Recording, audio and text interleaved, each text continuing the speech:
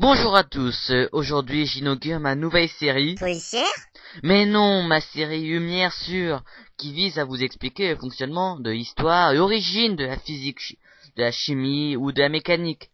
Waouh! Mais ce ne serait pas un peu compliqué? Mais non, pardi, je vais tout simplifier pour que tout le monde puisse comprendre. Génial! Je ne te le fais pas dire. Aujourd'hui, je vais aborder un sujet mécanique, puisque je vais parler des remontées mécaniques et en particulier des téléphériques. En bref, une remontée mécanique est un moyen de transporter hommes et fret sur des distances plus ou moins longues en altitude grâce à un ou plusieurs câbles. Dans le cas d'un téléphérique, ces câbles sont appelés tracteurs et porteurs.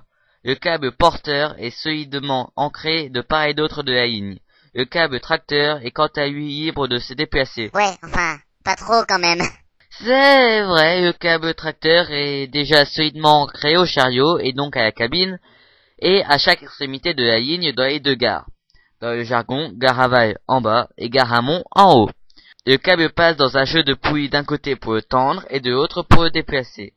Grâce à ce système, la cabine peut faire des allers-retours sur la ligne.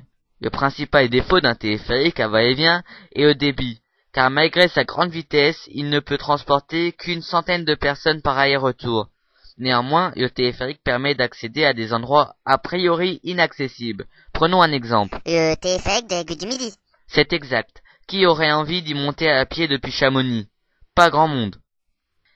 Il existe également d'autres types d'appareils comme les téléskis, télésièges ou autres télécabines. Leur fonctionnement est a priori simple, un seul câble, un câble tracteur-porteur, qui tourne en rond entre les deux gares. Ou encore les Funitel, beaucoup plus complexes, ces appareils ont deux câbles tracteurs-porteurs parallèles qui se déplacent en même temps à la même vitesse. Son avantage est simple, la stabilité. Les deux câbles espacés de quelques mètres lui offrent une stabilité à toute épreuve. Mais d'où viennent les remontées mécaniques? Les remontées mécaniques ont une longue histoire. Les premières traces de transport par câble remontent au Moyen-Âge. Des gravures japonaises prouvent l'existence de téléportés pour personnes dès 1200. Dans l'ouvrage Obra Bellofortis, paru en 1405, la description précise d'un téléphérique pour transporter les hommes est faite.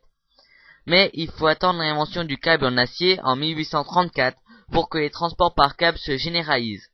À partir des années 1890, de nouveaux appareils voient le jour, souvent pour franchir des obstacles infranchissables à pied, comme des fleuves ou des bras de mer.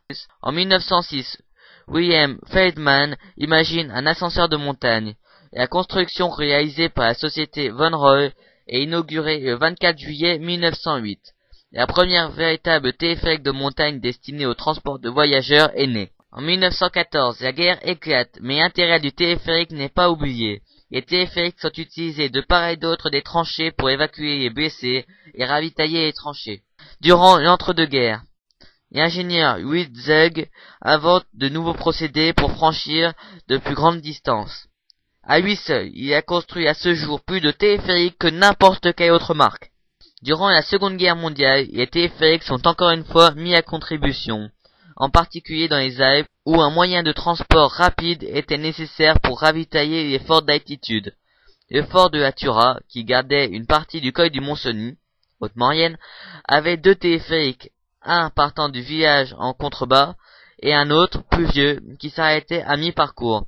Les photos précédentes montrent le reste de ces téléphériques. Depuis la fin de la guerre, l'industrie des remontées mécaniques explose. De grandes stations de ski investissent des millions d'euros dans des installations toujours plus modernes.